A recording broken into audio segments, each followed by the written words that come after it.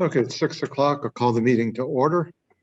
Pursuant to Governor Baker's March 12, 2020 order suspending certain provisions of the open meeting law, GL Chapter 38, Section 18, and the Governor's July 14, 2022 revised order extending remote participation by all members in any meeting of a public body. This meeting, the Great Barrington Select Board, will be conducted via remote participation to the greatest extent possible. Specific information and general guidelines for remote participation by members of the public and our parties with a right and a requirement to attend this meeting can be found on the town's website. No in-person attendance of members of the public will be permitted, but every effort will be made to ensure that the public can adequately access the proceedings in real time via technological means.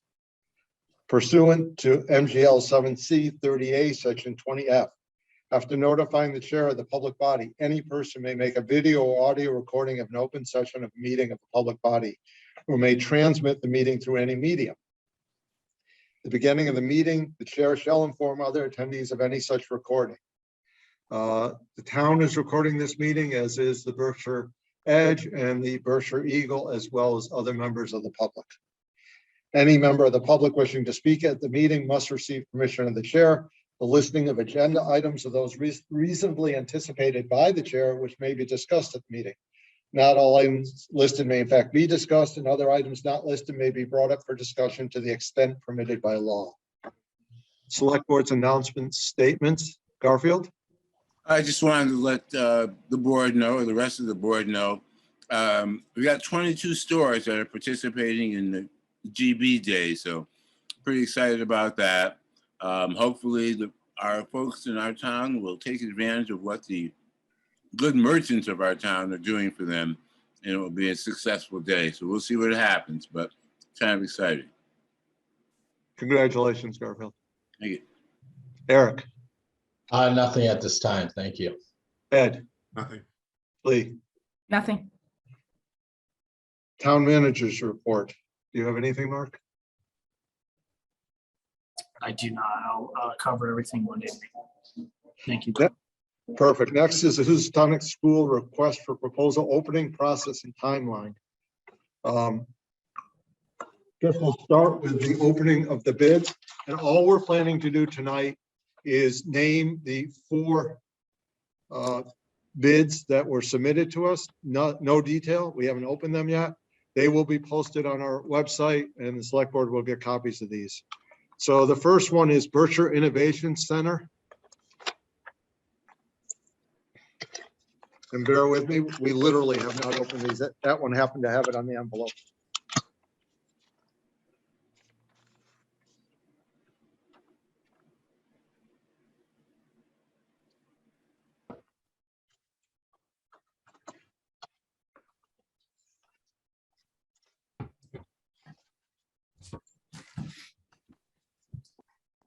WDM Properties LLC of Main Street in North Adams.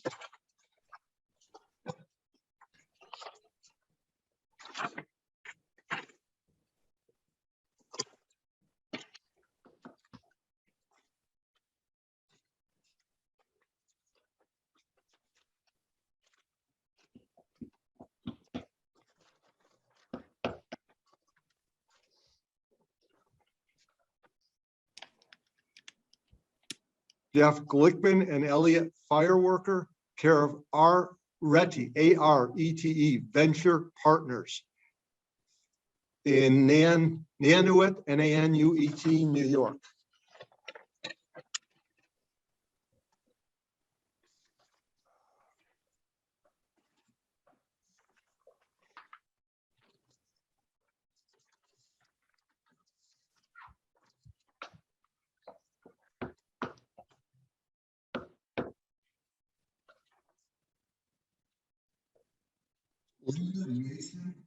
Elements Inc.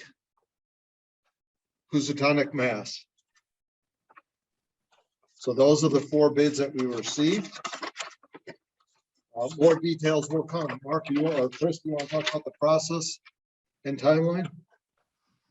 I'm sorry, can you say that again, Steve? Do you want to talk about the process and timeline? Sure. I think what we'll do on the staff level is review all these to determine eligibility.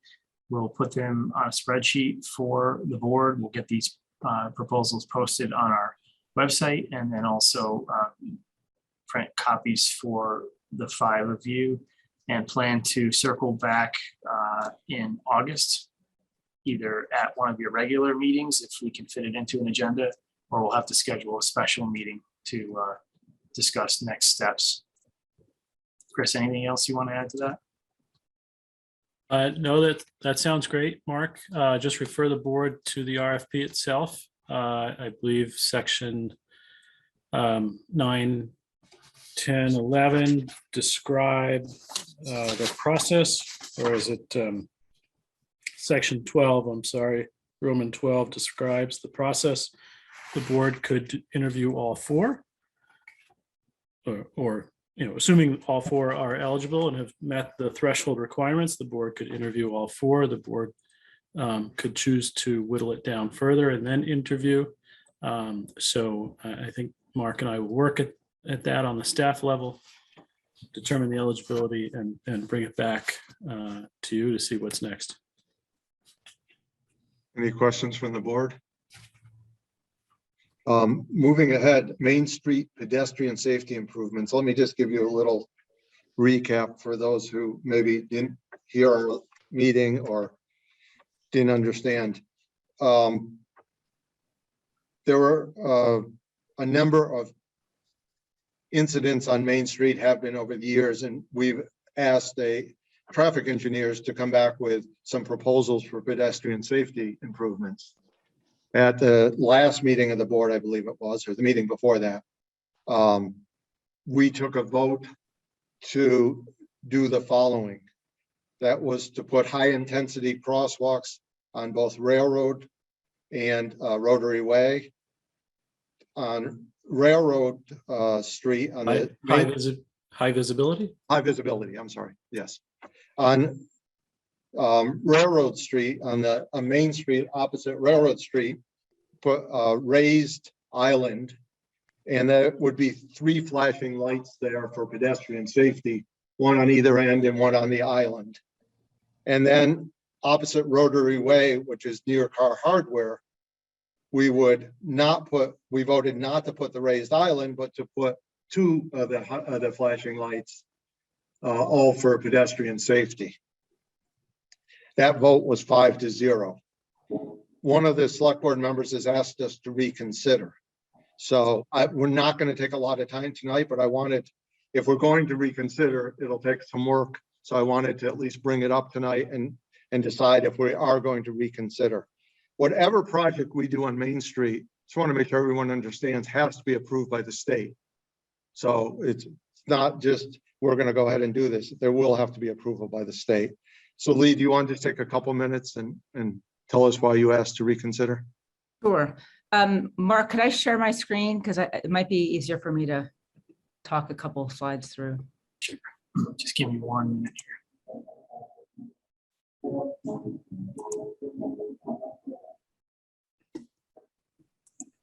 You should be good to go.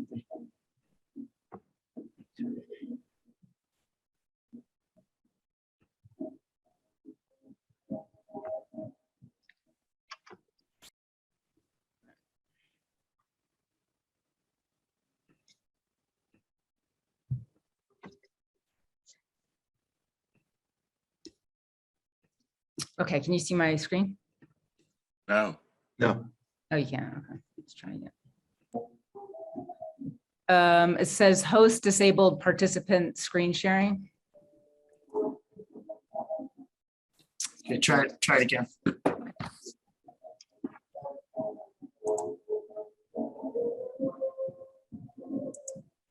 So while Lee's doing that, the music you hear in the background is the Eagles trombone band at the gazebo. So when our meeting's done, you might be able to make the end of that because it sounds really neat. Is my mic picking it up here? I think both of ours are. All right, let's try again. Here we go. Okay, here we go. I put together a couple slides. I thought maybe it might be easier just to go through it. And some of them are images. Lee, what you told me you were going to put up was just what the raised islands look like, not dramatic slides of one person getting hit. Well, I was just going to go through the context of it, but I can go through them. Yeah, that's really not necessary. Okay. So what I'm hoping to do is reopen discussions, as you mentioned, and if that is permitted, to invite Beta back for a further discussion. One of the main reasons why I'd like to reopen discussions is I'd like to consider something called a road diet, which is moving from a 3-lane configuration to from a 4-lane configuration to a 3-lane configuration. So that is one of the main reasons. And also I felt that our discussions and our vote, looking back on it, it was a bit confusing with amendments. And I felt that coming back to what we actually voted on and what the experts had recommended would be a good step for us. When I talk about the road diet, what that is a configuration that is used for traffic calming. And essentially right now, what we're looking at, this is Main Street aerial view, is we have a 4-lane configuration in downtown. And so what has happened is when we come from, let's say, Stockbridge Road from the north into downtown, it's 1 lane. And when we get into downtown, into the core, where the most pedestrians are around Elm Street, then it fans out into 2 lanes.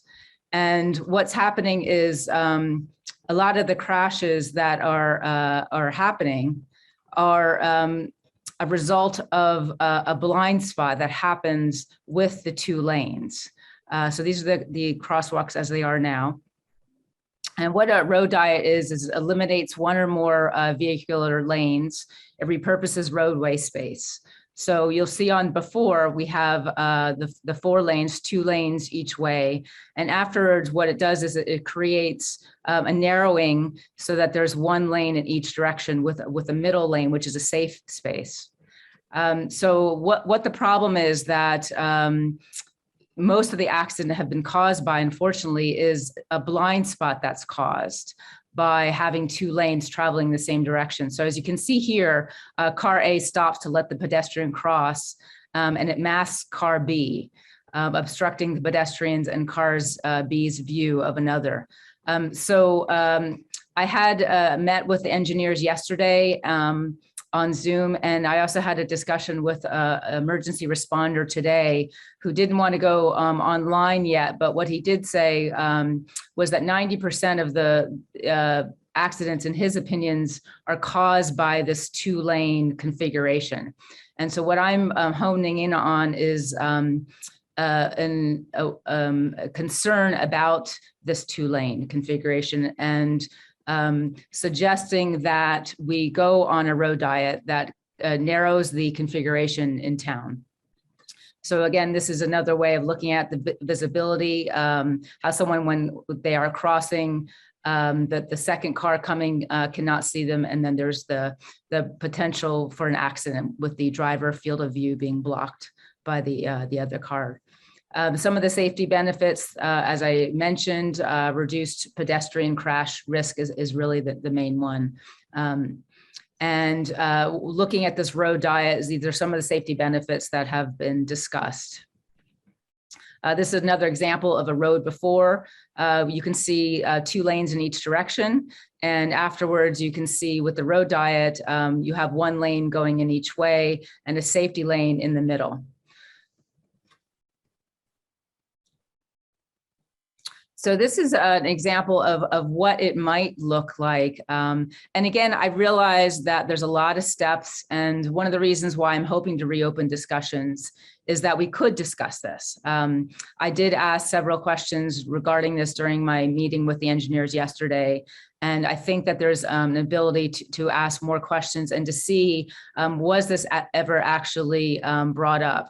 I'm aware that when the Main Street reconstruction was done, that the Mass DOT was focused on moving cars quickly from A to B, and pedestrian safety was a secondary concern. And what I am advocating for is that we have this opportunity to put pedestrian safety first, and I would like to consider this. And this road diet is one option that I think is the safest option.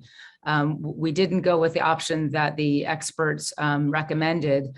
And this got me into looking at other measures. And especially when talking to emergency responder and seeing how the accidents have been caused with this blind spot, that's where I got into the road diet. So looking at the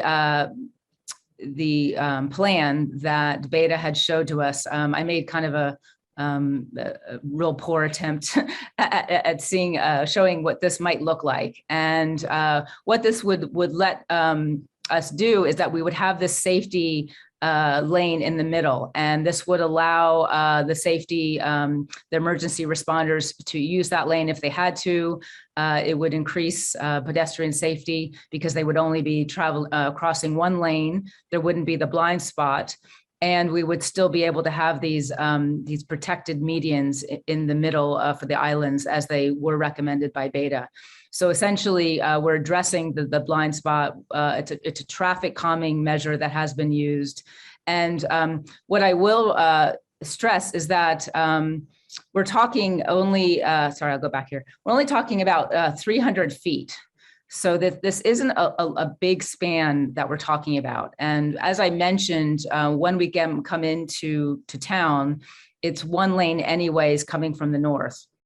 And it's almost nonsensical and counterintuitive to have the lane split into two right at the most dense part of Great Barrington. And what it does is it gives drivers the signal that they can speed up and they can pass. And what's happening is as soon as that spans out into two lanes, that's exactly what they do. They start to speed up, they start to pass, and that's when we have the issues with the accidents and the blind spots. And the most heavily accessed spots are these two crosswalks, so they're not signaled. Now, I understand that we are going to be increasing the visibility with the crosswalks, but we wouldn't be addressing this blind spot. And that's why I am stressing reopening this and asking Beta about this. Now, I know that there's a transition period that if we extended it from going from one lane to two lanes, that you would need to make sure that you had that if it continued past Railroad Street. So that would be one of the examples of the questions that we would ask Beta, but I would like to ask them. Wrapping up real quickly, proven results, 4 to 3 lane road diets, 19% to 47% fewer crashes. There's an interesting pilot program that Reading, Massachusetts did that they did the same thing. They actually looked into this road diet. They went from a 4-lane configuration to a 3-lane, did a similar safe lane in the middle, and they actually created a pilot project which they evaluated the response and the accidents and the traffic congestions in a pilot program, and they ran this during the summer and fall. So Lee, isn't that, just so I can understand Sure. this, because I'm not good at plans, isn't the picture you're showing right now similar to Route 7 and that's a turning lane?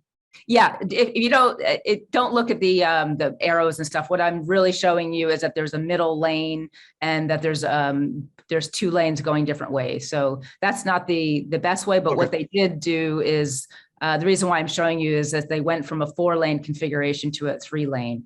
And so really what I want to emphasize is this middle lane that's a safe lane.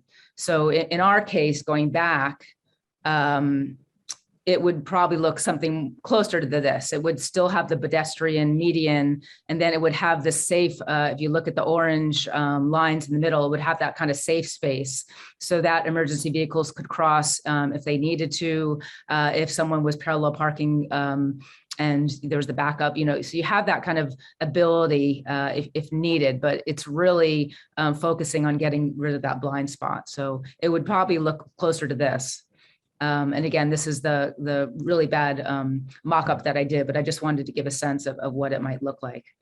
And then, there's questions about congestion and impact on residential areas, which are good questions. Real quickly, I'm doing some research. There was a quote that I found that was interesting, and it says, as you can read here, oops, sorry. I was just moving my little thing so I could read it.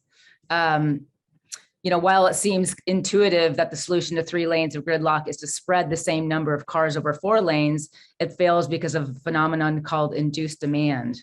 And so not to kind of go too much about it, but basically what it says is, when you reduce traffic, you're kind of creating people to say, okay, if you're expanding lanes, you're letting people think that there's more lanes and that they could take advantage of it, and it actually brings more traffic to the roadway.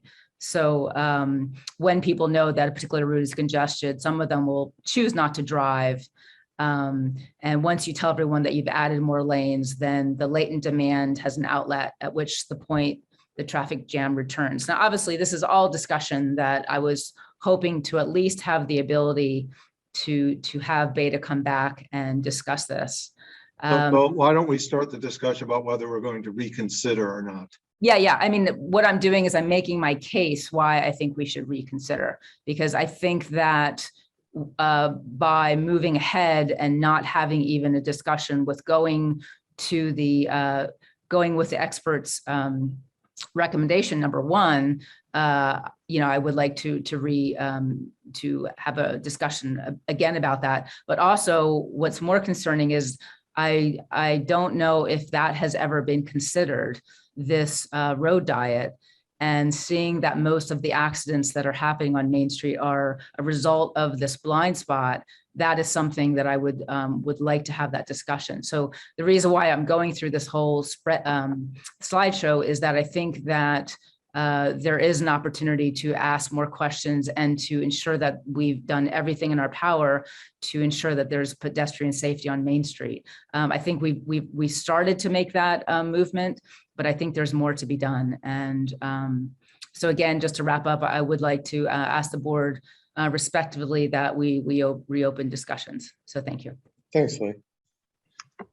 Anyone on the board have some suggestions, comments? I just have a little concern about the bicycle lane being bigger, maybe being a problem for drivers. Sometimes the bicycle lane seems to get in the way. I also have concern a little bit about the middle safety lane, whether or not people will use it as opposed to the lanes that they should be in.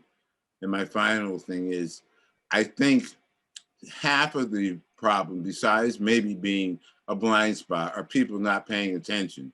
I was coming through the traffic the other day. We had stopped in the right hand, the southern lane, and 2 people from the northern lane, where there was no blind spot at this point because the person was coming the other way, kept going anyway. So I think we still need more driver education. And I'm afraid if we let this happen, maybe they're going to think otherwise and take advantage in an incorrect way. But I do think some of it is careless driving. Any other comments from the board? Just 2 things I want to point out. One is when DOT did the Main Street reconstruction, they were not just concerned with moving cars from A to B fast. They quite a few improvements on pedestrian safety, and yet sort of there are people who work there who spend their lives focusing on pedestrian safety. But the other is we did take the advice of the experts. There was competing advice from different experts, and emergency services preferred the plan that we ended up adopting. And it was our job to listen to 2 different experts with 2 different proposals, and I thought we merged them together nicely. Yeah. Eric, do you have anything to say before? No, I guess not to repeat a bunch of stuff, but I feel that the decisions that we made great improvement on pedestrian safety. And I do, yeah, I feel pretty good about the improvements that we approved. Yes. So I jotted some notes down, and I respect, your concern. But number one is the vote. I thought the vote we took was clear.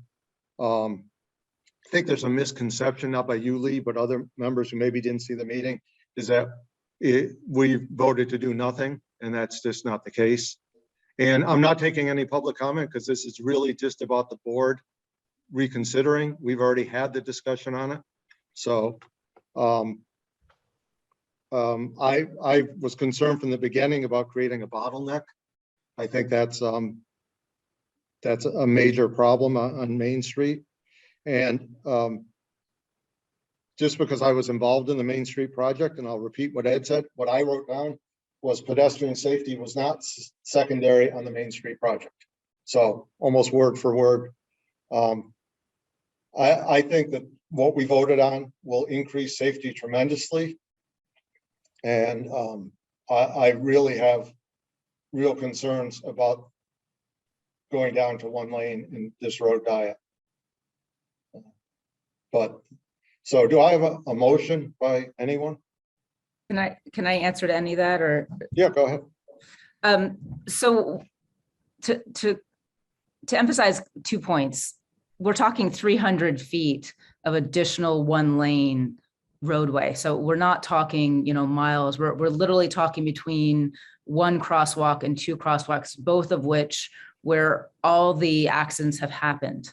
So we're not going to be creating so much congestion that we're going to be backing up traffic. We're literally talking 300 feet. The other thing I would say is the experts did recommend having an island at Rotary Way. And when I asked about having a mountable island, that was permissible. That was okay with the emergency responders. And I do remember Ken saying that it by not having any kind of island, just having markings, that is giving people, that could give people a false sense of security. So by not having an island, number one, which is what the experts had recommended, and number two, not narrowing it to one lane, which is another recommendation that we didn't take. That it's two different items that we did not follow the EMT. And the emergency responder said, there was a way around it. Don't have the beacons in the middle, which we said was okay. And we said that it could be a mountable median. So I would say that I feel that we could have had more pedestrian safety. But going back to the point of the road diet, in my conversation with the engineers yesterday and with this local emergency responder, what I think we're missing right now is road design. I mean, road design will, dictates how people drive. So, we can always say, oh, people aren't paying attention, or they're drinking coffee, or they have a child. But really, we're leading the pack. And if we give people a false impression that they can all of a sudden speed up when they're in downtown to go from one lane to two lanes, in my opinion, we're not doing our job. And, I don't want it on my watch, a fatality. And I'm not saying that's going to happen, but, all I'm trying to do is as much as I can. And I respect if the board doesn't want to go back on this, but I'm trying my best to raise this point, because I think that we're missing one of the major issues with accidents is this blind spot. And, I think that having a road diet is one way that we could tackle this. And I feel that this board in this town has not done enough. But I respect your, this board's decision. So There was two plans given to us by the traffic engineers. There was two choices, just to point that out also. So do I have a motion? Lack of a motion. I'll take a motion. Okay. I'd like to make a motion that we reopen the discussions and ask Beta back just for further questions. Do I have a second?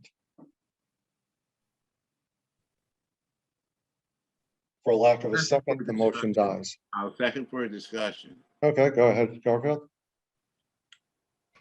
My reasoning and rationale, and I know I spoke with you, but Stephen, the reason why I'm saying yes is because I personally want no more money spent than we need to. So I don't know if that's, and again, as I hearkened to many times, the road signals, et cetera, down at South Main Street where there were fatalities has not had any fatalities. That's my discussion. It's bringing back something I had said before, but I still believe that. I'm concerned about the town spending more money than we have to if we have a model that works. That's my point of discussion. Thank you. Anyone else? I guess just the one thing I'll say is, Garfield and I have been on for a little more than a year now. and this came before us twice, and it was started before we were on. So, I mean, I think we just, at this point, we've made some good decisions, and there's been time in here. So I think we just need to move forward with the decisions that were made. Roll call vote. Garfield, No. Eric, No. Ed, No. Lee, Aye. and no. So the motion fails. Let's move on to the topic of the evening, which is priority planning. Mark, Chris? Okay, so in your packet for this evening was an updated priority planning worksheet dated July 18th. And I'm gonna just go ahead and share my screen now so that folks at home can follow along. Just bear with me here.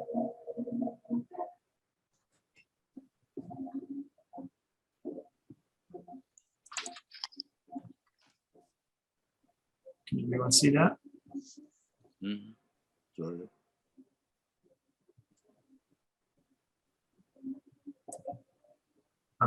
Everyone can see that? Yes. Okay, so before I begin, I just wanted to mention that the lines highlighted in green are marked as such because they should be considered completed, but we didn't move them and won't until we're instructed to do so by the board.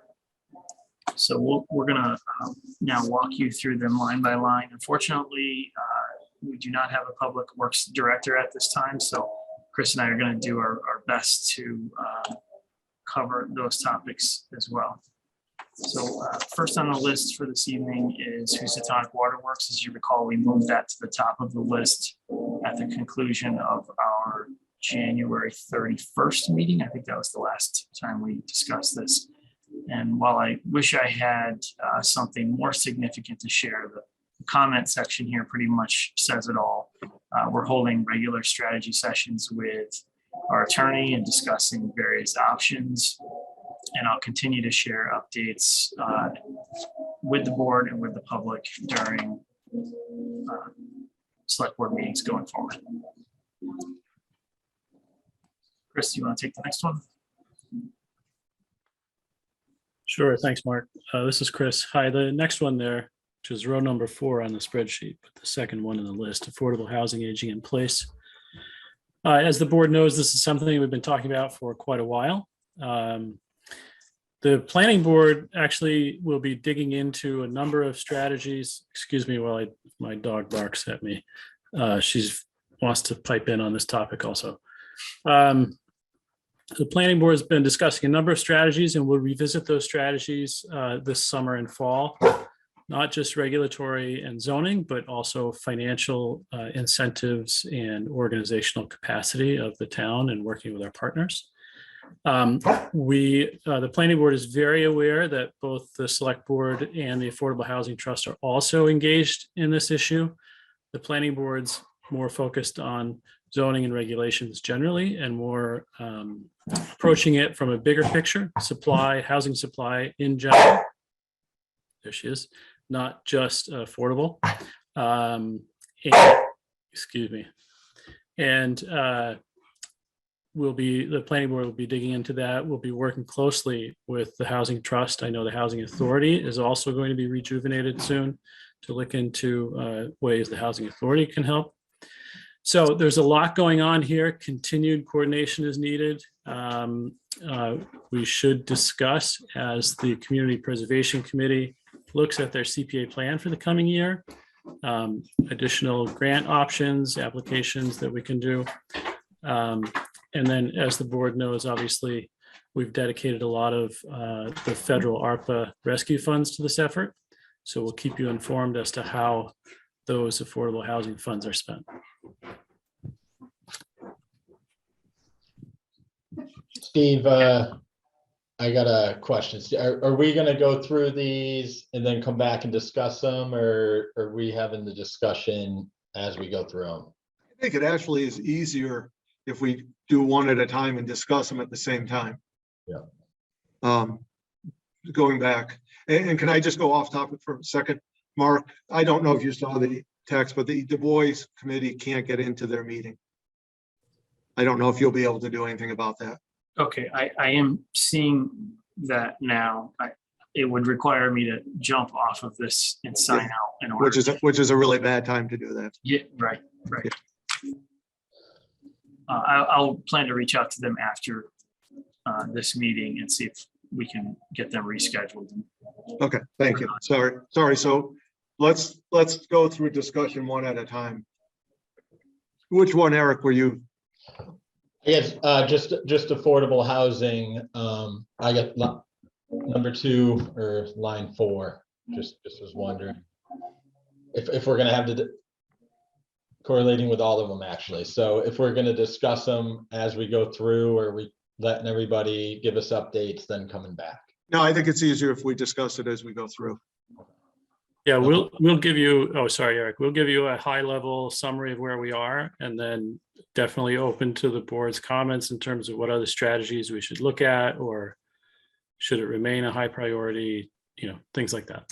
So let's talk about affordable housing. That's the one you want to talk about, Eric? Yeah, I just I have a few questions to Chris and maybe Mark as well.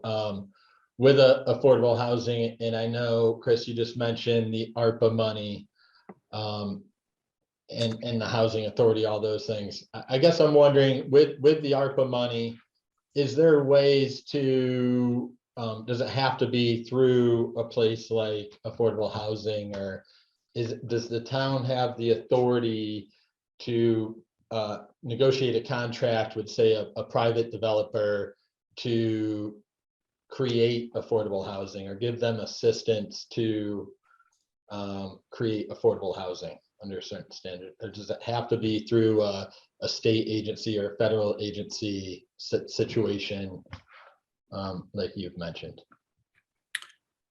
No, the town could operate and do that on our own without state or federal assistance. One of the this town has created Affordable Housing Trust, which is the main vehicle that this town would have to do so, either to work with developers directly or fund developers. You also have the Community Preservation Act. Under those grants, we work with developers who are creating affordable housing, and it could be any nonprofit, it could be any private entity, for profit or nonprofit, so long as they're creating housing that meets the affordable criteria of whatever grant money or assistance the town is giving. Right, and so the town wouldn't be opposed to writing up a contract with a developer, like a one-on-one contract, I guess. There's no regulation against that. Certain contracts and certain things do have to be approved by town meeting. Like if there's an affordable housing restriction, sometimes that has to be approved by town meeting, and interest in land.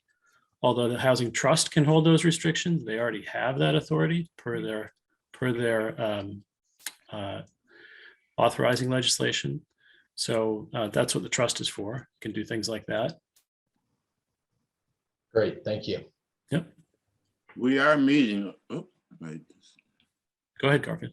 Yeah, I thought it was meeting. No, the Housing Trust Fund is meeting a little more often than we had been. We are focused on some of the ARPA money and garnering it, and we're still scrapping, and still in the game, still fighting to get some monies to make affordable housing a reality. Of course, we have the Alden project, which will actually be homes. We started doing some things with construct. There's some talk about maybe Windflower being purchased, so for some workforce housing. So there's some things going on that we do have our hands in, if you will. Good to hear. The trust has a pretty busy meeting tomorrow night. I had lost audio for a minute, so I apologize if I'm asking for a repeat of something. The select board sent a list of suggestions, I think, to the planning board to start looking at, and then to come back to this board, and which I believe originally probably mostly came from your head, Chris. So I assume that's on the list. Are you familiar? You know what I'm talking about? Yeah, it's a combination of regulatory and zoning type work, financial and incentives, and also organizational capacity. And then the other is probably minor, but on this sheet at the end, it includes short-term rentals under affordable housing, which I think we separated out as a separate issue at the very end of comments and update. Mm-hmm. Thanks. Anything else from the board on the affordable housing? Well, clearly, we're leaving that as a priority. It's one of the decisions that, you know, if any of these we decide are complete or are no longer a priority, we can move them down on the list or off the list. But so far, I haven't seen one that's not a priority. So go ahead, Chris. Ambulance service study is up next, and we seem to be headed in a positive direction with our local EMS service. They have a new director in place. They've been actively recruiting new EMTs and medics. Chief Berger continues to represent the town on their board of directors, so that's been really great. ARPA funds from all of the member towns, to the best of my knowledge, were donated to help fund the ambulance replacement for Southern Berkshire. GB alone contributed about $136,000 in ARPA funds, and no town subsidies were required or requested for fiscal 23. That's all I have on that topic. Perfect. Cook's Garage. If anybody has a question, just shout it out or raise your hand. I'll assume there isn't one from the board. If so, we'll move on to Cook's Garage. Sure, this is Chris again. So as you know, at town meeting authorized the select board to, dispose of that property. As you'll recall, that's 426 Park Street in Housatonic, just east of the Park Street Bridge. The town took it for back taxes, and we did some brownfield assessment there. At this point, I think the town should develop a list of revitalization goals for that site and then determine exactly how to dispose of it, probably through an RFP process similar to the Housatonic School. I wonder, we haven't had the time or capacity to advance this since the last time we spoke, except for that town meeting vote, which was very important. But in terms of discussing the reuse goals for the site and how you might craft an RFP, we haven't been able to discuss that. I wonder if it's something you want to talk to the Histonic Improvement Committee about, get some input there, open to some suggestions, how you want to proceed. Chris, the Housatonic Improvement Committee did request at their last meeting to be involved in the Cook's Garage development, and I told them that would happen, similar to the Housatonic School. So you're dead on in that. So we should work with, I guess our liaison, if you don't mind, is probably Eric, if Eric doesn't mind, and work on getting that on the agenda and then one of our agendas. Sounds good. Next up is COVID-19 public health emergency. And I don't have a lot to share this evening, but COVID cases seem relatively low at the moment here in Great Barrington. Our task force meetings, which were taking place on Tuesday mornings, they're on hold at the moment, although we do continue to share information as needed with each other. I sent them an update earlier today, and I hate to suggest this because I've made this mistake once before, but I'm thinking this could be moved out of the high priority category now, mostly because it's not consuming the amount of staff time it did back in January when we last discussed this. Does anyone have a problem with this, moving that to moderate or low priority? It's a little bit misleading. Obviously, if COVID comes back stronger, it's never going to go away in my opinion, but if it just comes back stronger, we'll move it back up. But at this point, it doesn't belong there for the reasons Mark just said. No problems with that? No. No. Okay, perfect. Okay, next on the list is the Housatonic Community Center. And this is also another topic I don't have a lot to update the board and the public on tonight, but all of the light fixtures were replaced with LEDs. I think that was something we provided an update at the last priority meeting. That was mid-COVID, probably 2021. But the estimates that we received at that time for the installation, which is the second piece of that project, that work cannot be completed at this time because the estimates are just no longer valid. The cost of materials and labor has gone up beyond what we had budgeted for that project and what was granted to us from DOER. So we're going to have to work with BRPC and DOER since those grant funds weren't sufficient and see if we can perhaps get some additional funding from DOER or find additional funding elsewhere to move that project forward. So I hope to have better news at the next time we are having this meeting. For now, the meeting room at the Housatonic Community Center is functional. The Wi-Fi is up and running, and we will be adding some boosters to that. So hopefully free Wi-Fi will be available outside the building and throughout the building for farmers markets. And that room is usable once we return to in-person meetings. I just have one question. With the grant money for the installation, is that something we have to worry about expiring or anything like that? No, we don't need to worry about that money expiring.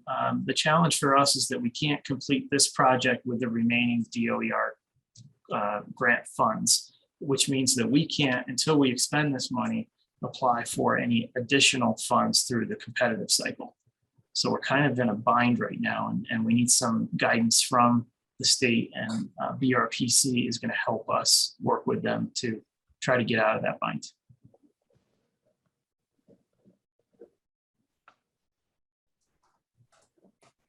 Any other questions on that line before I move on?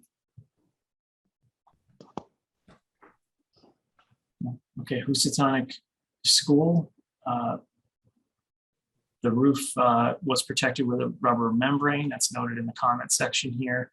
And there's really not, I think we pretty much covered this tonight already. We have 4 proposals, and staff will work to vet those proposals and report back to the board soon.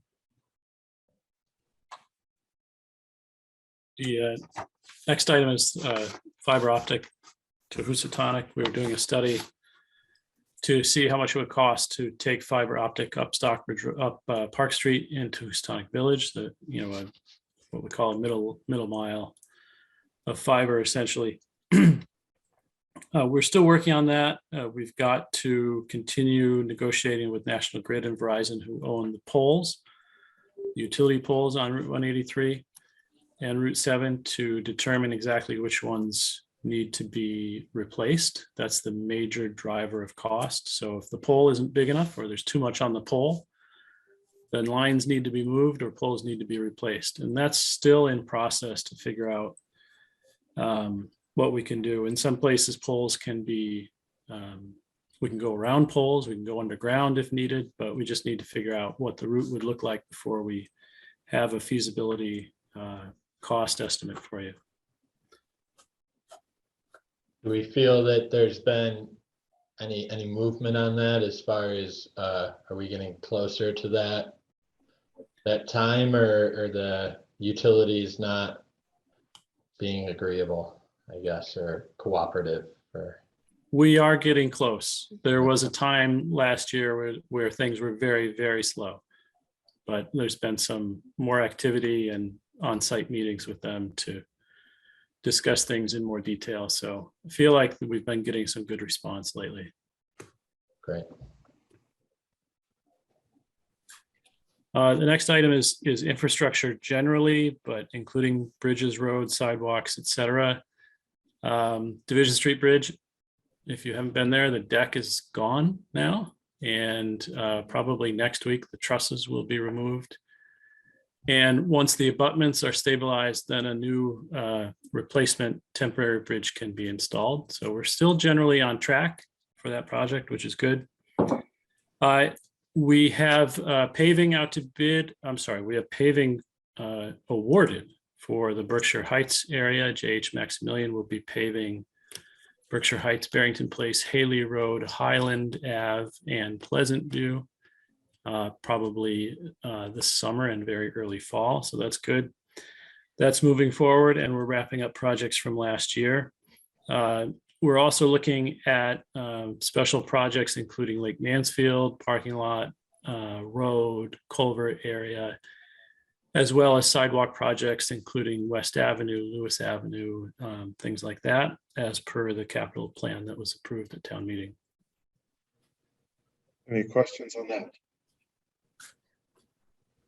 I just have one question. I know in past conversations with Sean, he was saying about, you know, the 5-year map of just upgrades to roads, and is there an actual document or an actual map of that and what we're hoping to accomplish as far as streets and areas? We have a good look ahead plan. Mhm. And I don't have it in front of me, so I don't want to misspeak. I'm not going to share that off the cuff at the moment. We also have a good asset management plan in place that we spent a significant amount of time and money developing, which looks at all of the street infrastructure that the town owns, including the sidewalks, looks at the mileage, the width, the last time they were rehabilitated or reconstructed, you know, and it kind of projects out what costs would be per mile of road, depending on the type of project that would be needed.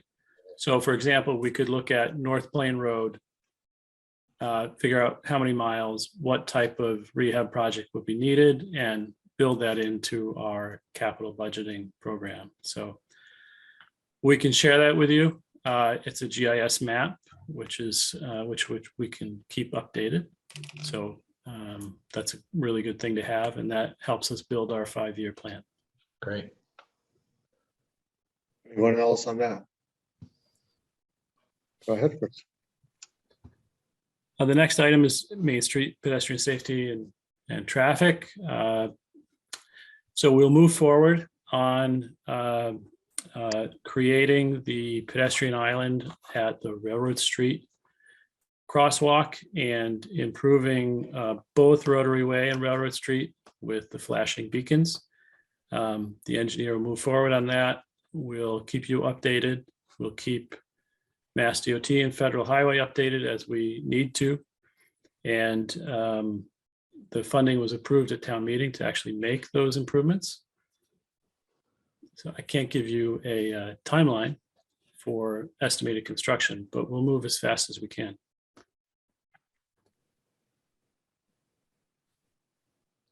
Can I ask a question about the roundabout, since we're talking about traffic? Good. Okay. Will that be widened any? I have a little concern. It just seems like when you're coming from the north, if you have to go around the right, or actually if you're coming up from the south and you have to go around, that's pretty close area to the police station. You're making that turn. I can see something not good happening. Well, Is yeah. the state that has that? Because I'd sure like to see some lights put up there sooner than later. They're definitely not done. We encourage everybody to treat that as a construction zone, active site. Go slower than you normally would, so you don't end up in the chief's lap. Yeah, and use your blinkers.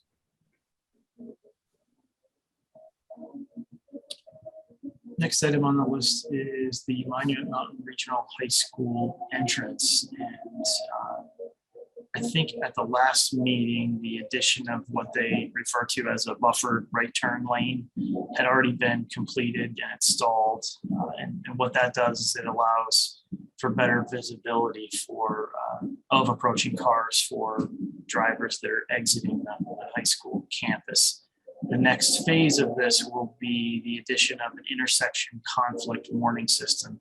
And that project will be funded and completed by DOT. I don't have a timeline on that yet. I spoke to Superintendent Dillon earlier this week to see if he heard anything or has yet from DOT, and I haven't heard back from him, so I'm guessing the answer is no. But this is something that if it does move forward soon, I can share with the board and the public during a regular town manager update on our at one of our regular meetings.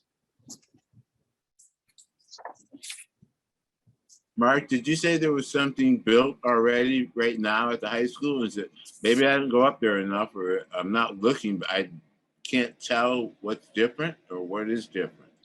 Yeah, they did add what they refer to as a buffered right turn lane. So they took some of that, a small sliver of green space along the front of Monument campus and added an additional lane so that anyone approaching the school from the south heading north was further in, allowing for folks exiting to be able to have a clear sight line.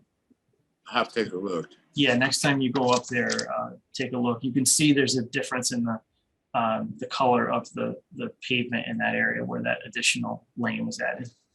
Thank you. And the next item on the list here, parking, I have to admit, I don't have anything to share with you tonight about parking and efforts we've made towards improving parking downtown since the proposal to purchase and develop the parking lot on the other side of the railroad tracks failed at town meeting 2 years ago. Chris, anything you wanted to share relative to wayfinding? No updates on wayfinding. We have not been able to advance that. We had hoped to apply for some grants this past year. We were not able to work that in to our schedules. I will note happily, as most of you know, the Taconic parking lot is finished. Obviously, the lights look good. The electric vehicle charger is back there and operating. It's been in pretty heavy usage, and we'll keep the board updated about that. Yeah, we'll keep this on the list unless the board objects. We'll keep it on as a high priority. I know that people who visit town definitely need the parking, but also a concern that's being expressed is also that downtown employers who need extra staff and are growing also obviously need parking, and we'll have to figure out those concerns as the hotel develops at the old Searle School. That will take some parking away that's been used temporarily. So I think this issue will come up again sooner rather than later, and we'll keep it on our radar. I have a parking question. Eric, just let Eric have his hand up first. Absolutely. Sure.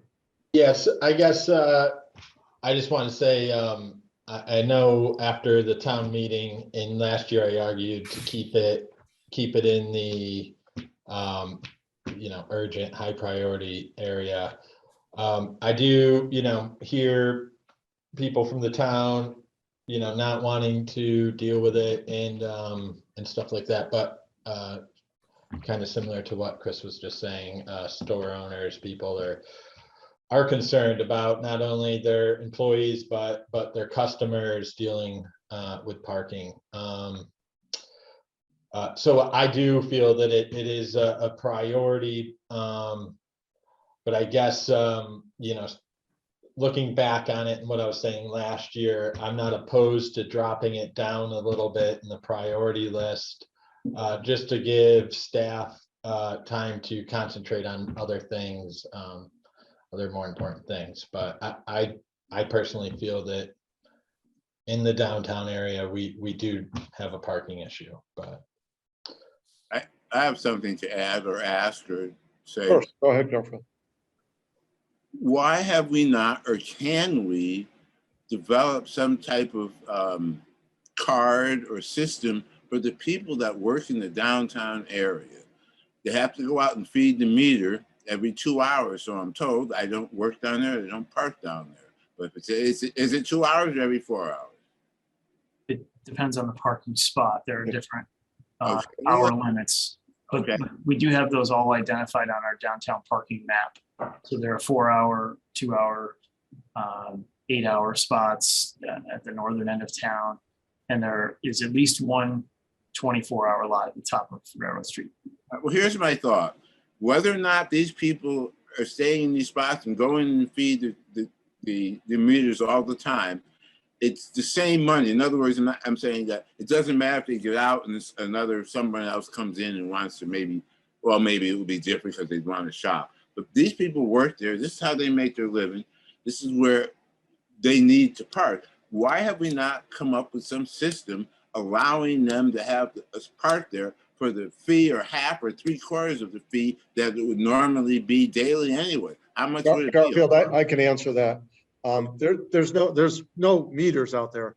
What it is that where there's 2 or 4 hour parking, if you owned a store on Main Street and the store next to you had 3 employees all park in front of your store for 8 hours, then that could affect your business. So what we would like employees who are able to park a little further away, and that way they're not blocking prime spaces. That's really the reason for it. Can I say something? Of course. I just wanted to add, I think the 60 spots that were added on the north end of town were added after, I know it was after the vote at town meeting failed, purchased the lot. And those are, I think, those are 8 hours, Mark? Those are marked 8 hours, I believe. Yeah. Right. So there is plenty of employee parking. You just got to convince your employees to walk from, I've timed it, it's a 4 or 5 minute walk from the furthest of those spots to Berkshire Bank. So there are spots where employees can park all day. And I've never seen those all full. Anything else on parking? I hope that answered your question, Garfield. That's good enough. Okay, next on the list is the Ramstell Library entrance and accessibility. And our architects, LLB Architecture, presented designs for a new accessible entrance at the Ramstell to this board back in April. And we also invited library staff and the Board of Trustees to attend that meeting. Some of them did. I also attended a trustees meeting in June, I believe, May or June, to discuss this project with them. And we're just waiting at this time for some feedback before proceeding to the final design phase. They've been asked to provide that feedback no later than the end of July. So we're closing in on that now. And I just wanted to remind everyone that funding for this project was approved at the annual town meeting in June. So as soon as we move to final design, we can start to put this out to bid and move this project forward. Terrific. In terms of the Reed Cleaners project, as this board knows, we do have a cleanup grant from EPA, and the town will contribute some funds towards that through our capital budget. We do have a QEP, Qualified Environmental Professional. That's an environmental engineering firm that will develop the scope of work for the remediation. In other words, how much soil is removed from where, et cetera, and what needs to be done to protect both the groundwater and the soil and ensure future developability of the site. So they are working on that, albeit slower than we thought, because there is additional investigation, I'll call it, still to be done. A portion of the site that was not previously investigated in detail still needs to be looked at to determine how contamination got to that area and how, if at all, it impacts the cleanup scope. So we've asked EPA for additional funds to cover the additional investigation that we need to do. Long story short, I think we're looking at cleanup not starting until probably the spring of 2023, calendar 23. Right now on your sheet, it says early calendar 23. I think that's going to be pushed out a little bit. So we'll keep you up to date on that.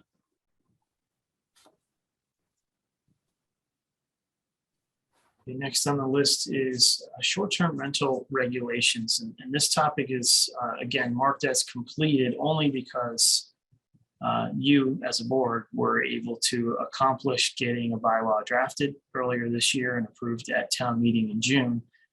We still have work to do on the staff level, of course, to prepare for implementation in January. We're working now to research pricing on compliance software options and to develop an application for hosts to register their short-term rentals in the new year.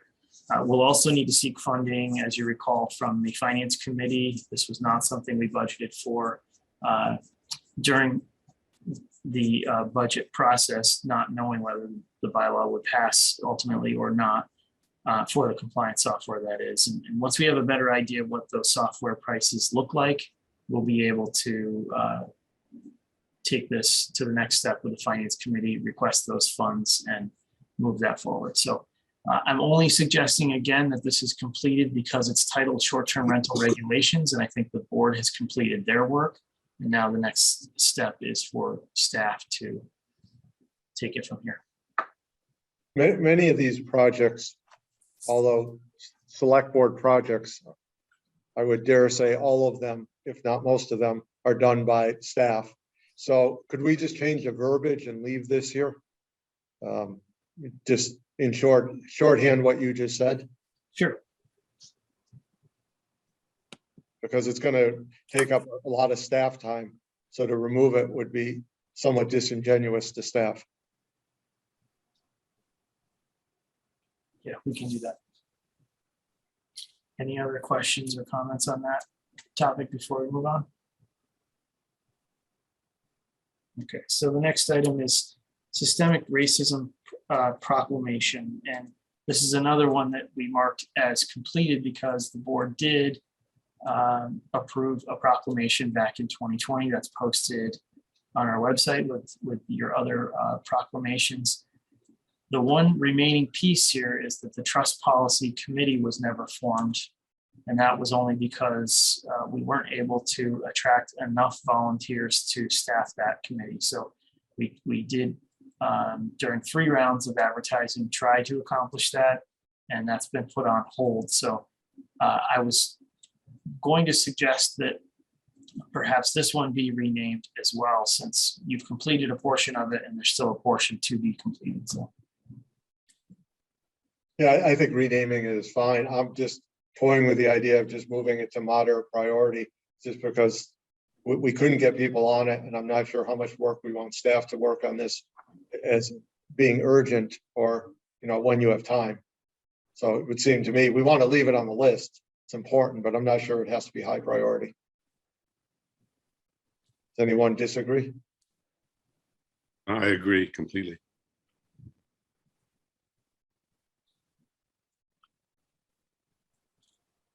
The only thing I guess I would say is that we make sure we don't forget it and leave it on the back burner. I agree, Garfield. That's why I want to leave it under moderate. Absolutely, you're right. So we'll go ahead and rename that and transition it to a moderate priority. Is the board comfortable with that? I am. Anyone else? I'm okay. Okay, good. Okay, the next item is the trip hazards on Main Street. We do have the funds to move forward with making some improvements where there are problem areas. I think as soon as we have a new superintendent of public works in place, we'll transition that project over. But at this point, we don't have anything else to share with you. But we did get the funding, which is huge. Yes. So we're well on our way. So those are the high priority. So I would ask the board 2 questions. Is there anything under moderate or moderate priority that you want to discuss tonight. We're not going to go through each one of those, or anything that you want to add to the high priority. Steve, do you mind if I touch on the green highlighted? Absolutely. priorities? And I don't need to do that now, but just at some point. No, well, go right ahead. So down to line number 25 here, downtown pride, energy, marketing, and entertainment. I marked this as completed on this draft because we have a very active outdoor dining and entertainment program in place now. This is year 3 of that program. Our crosswalk project, and by crosswalk project, I mean our rainbow crosswalks. Crosswalks are cultural district flags, marketing. All of these efforts are ongoing, and I think that we have completed a solid portion of those efforts. And I noted ongoing because I don't think it should necessarily fall off our radar, but we've completed a great deal in the way of creating energy downtown over the past couple of years.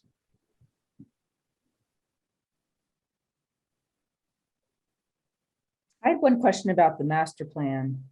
Was this the year that we were gonna kind of move it to more of a high priority? Are we gonna start? I wasn't sure what date, what year we were gonna start really moving towards revising it.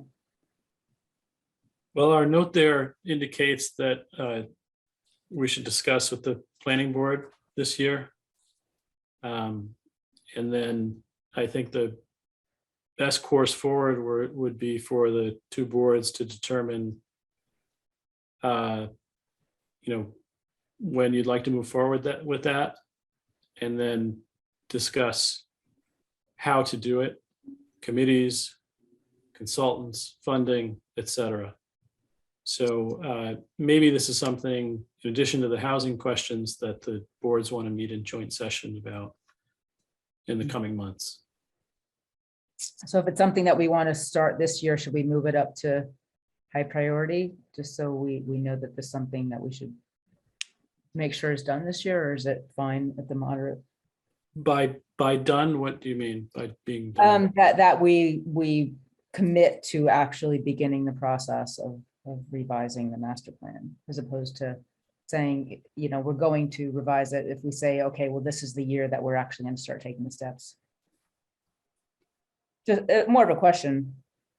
I mean, I'm fine with having it moderate, but I know that we had talked about, this year being the year that we begin the process. So. But moderate's fine for me. I just wanted to note that. I think moving it up is fine with me, or leaving it where it is until we actually commence with the whole project. Okay. Line 34, the mission statement for the select board and the town, that was updated and approved by this board in June, so last month. So we marked that as completed. And then line 36, open meeting and public records trainings for boards. 2 trainings were held and open to all town board members and staff. The 2 dates were April 4th and April 12th. So I think we've completed that task as well. That's something that we should revisit again from time to time, but we've completed it for now. So my question is, Mark, could we take that off this list and transition it to our calendar for like once a year to schedule these trainings? We can move this to our annual operations calendar, and I can ask Jen Messina, our town clerk, to be responsible for scheduling those trainings. She was responsible for scheduling this first round. So I'll ask her if she'll continue to do that on an annual basis. Yeah, I think that'd be great.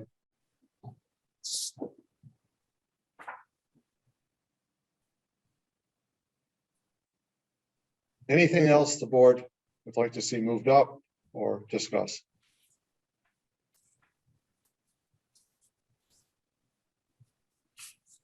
Okay, moving ahead. This is really helpful when we see these projects. A little editorial, when we hear updates on this, it's really helpful to know where we are. Sometimes we lose track of it, but I know you don't. But it's good for the public and good for the board to hear these updates. we'll get Um, this list updated and share it on our website soon. Terrific. Great work. Thanks to Chris and Mark. Yes. So, just so I can tell you, there were 17 attendees and 13 attendees and 7 panelists for a total of 20 people at the height of tonight's meeting. So we are at citizen speak time. Just raise your hand if you have anything to say. Ann Weil, go right ahead. Yeah, good evening. What a surprise. I want to say something. Yeah, another thing on pedestrian concern and safety, I really want to apply a little pressure for you guys to focus a little more on a moral presence in terms of dealing with pedestrians and civilians. We have old people standing at bus stops with no shade in this convection oven heat. And I think if we must really address doing something about the bus stops, providing shade for those people who only have one form of transportation. It's cruel and unusual punishment, I think. What's your feeling about that? Seems reasonable that we shouldn't let people be out there. That hasn't been brought to us before, and I hadn't thought about it, but we will look into that now. Thanks very much. That's what I wanted to say. Anyone else?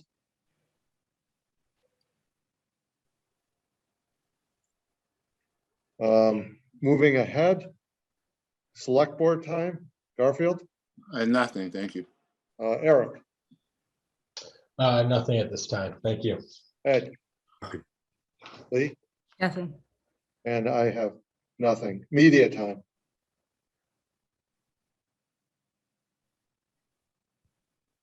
By unanimous consent, we are adjourned. Thank you, everyone. Thank you. Thank you.